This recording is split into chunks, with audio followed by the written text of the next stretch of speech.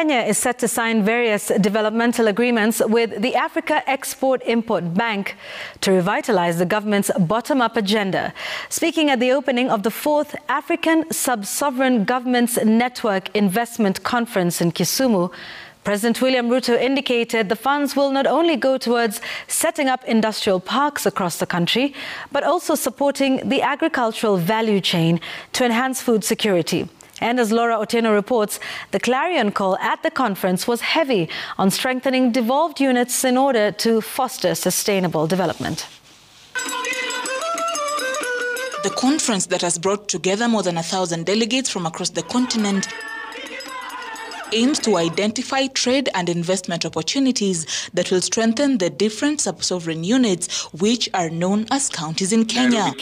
For East Africa. The conference that has brought together more than 1,000 delegates from across the continent aims to identify trade and investment opportunities that will strengthen their different sub-sovereign units, which are known as counties in Kenya. Development partners. At the conference, agreements were signed that will go towards setting up 7 industrial parks across the country, revitalizing the cotton value chain, as well as setting up a quality assurance center to standardize the goods produced in the local industries destined for the export market. We have agreed with Afrexim and we will be signing off. They will be providing resources for us to do the infrastructure to support these facilities so that we can again work with them in looking for the investors that will invest in these special economic zones. By leveraging the requisite financial resources and fostering partnerships, we aim to catalyze local community development and enhance coordination and collaboration among sub-sovereigns.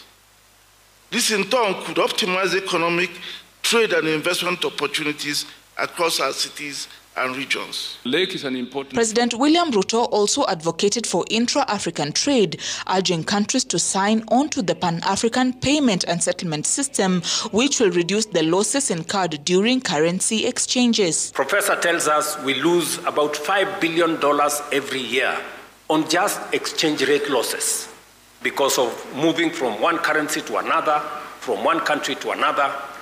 The Pan-African Payment and Settlement System now gives us an opportunity for all African countries to trade in our local currencies without necessarily having to mind about which currency, which product from which country is being traded. As Africa seeks to place itself on a steady path of self-sustenance, various stakeholders are calling for more involvement of grassroots populations in order to foster meaningful, sustainable development solutions.